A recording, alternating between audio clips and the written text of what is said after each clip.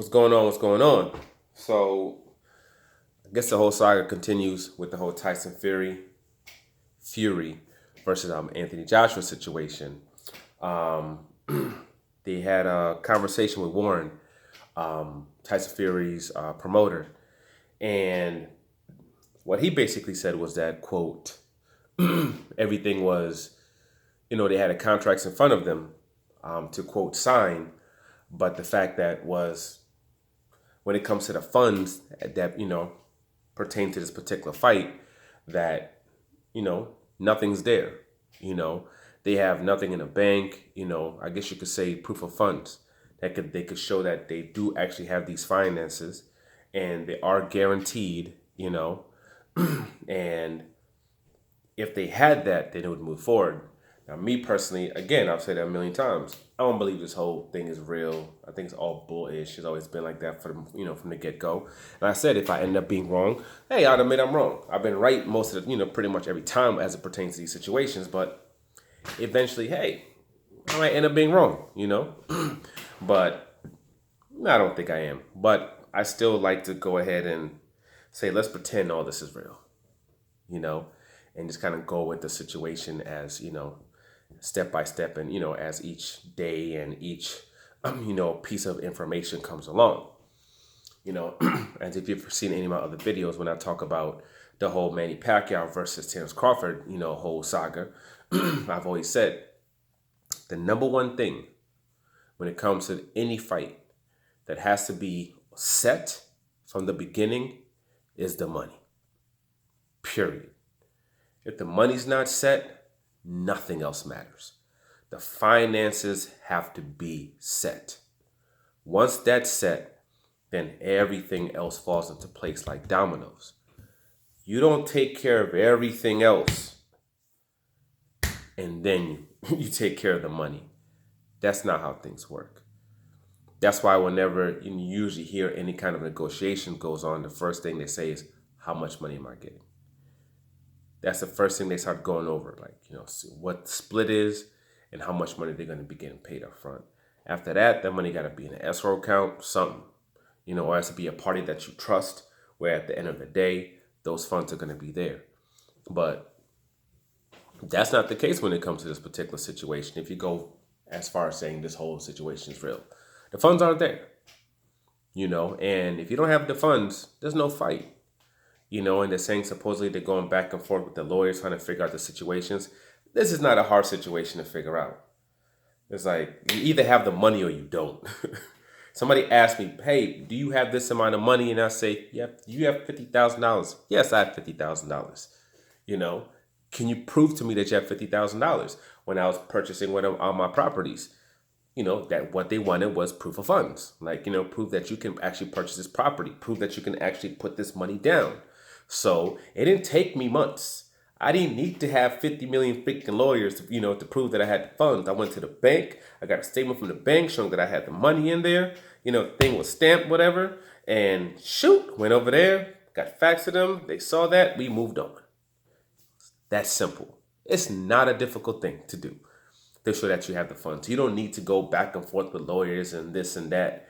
No, like what are they having? What are they having to do exactly? They got to take a couple of kilos or something like that somewhere, and they have to show them that, and they're trying to turn it into liquid cash and then give it to them. Like what exactly would be going on? What would be going on? And another person made kind of a good point, saying that if this fight was supposedly close to being made, why wouldn't Anthony Joshua have been at the Canelo Alvarez fight? That would have been perfect because Tyson Fury was there. So imagine if Tyson Fury and Canelo Alvarez were both there at the same time. Ego. He made that comment. Imagine if both of them were there at the same time, how crazy that would have been. How much hype would have gone on if those two were there. It's kind of like Manny Pacquiao and Floyd Mayweather kind of meeting up at that basketball game. Then from there, all of a sudden, they got pictures of them in the hall in the hotel room talking to each other. It would have been it would have been a monstrous moment to see both of them in there. Him giving interviews, Tyson Fury giving interviews, going back and forth with each other, taking pictures, all that stuff. It would have been huge, but that wasn't the case. He wasn't there. And I think as his days go on, I think people will eventually start to come to the realization that this fight's not going to happen.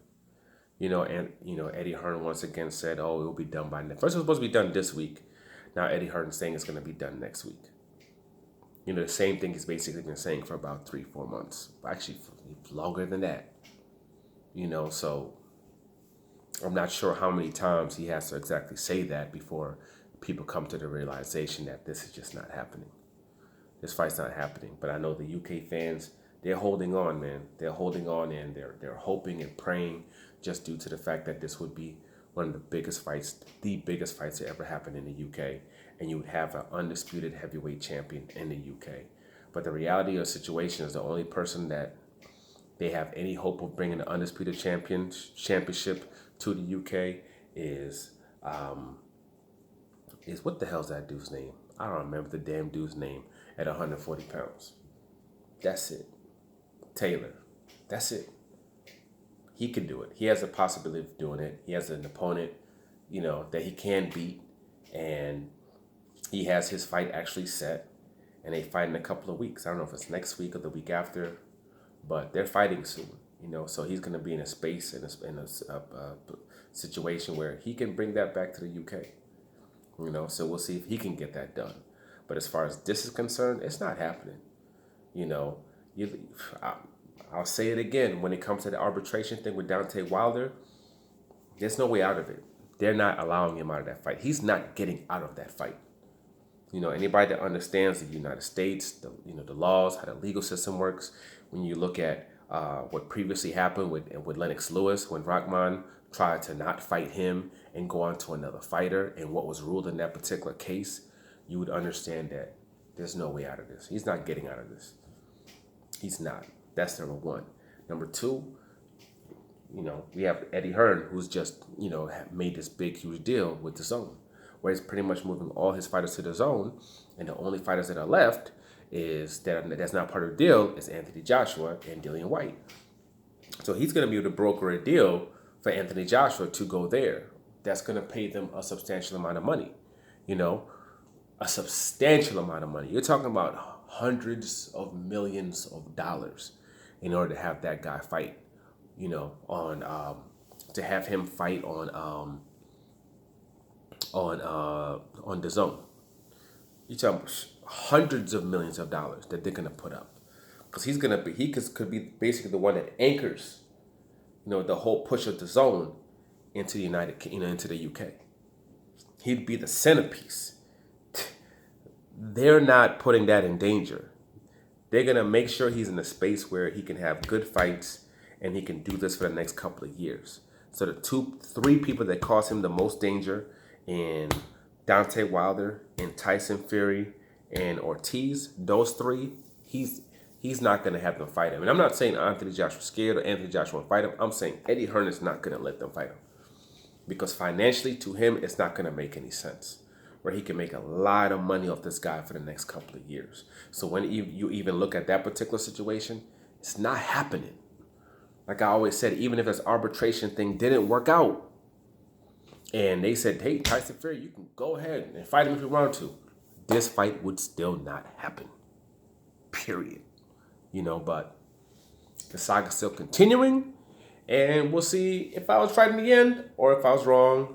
And, I have to come over here and say, you know what? I messed up on this one. But I don't see that happening. But for now, like, subscribe, share. I'm out.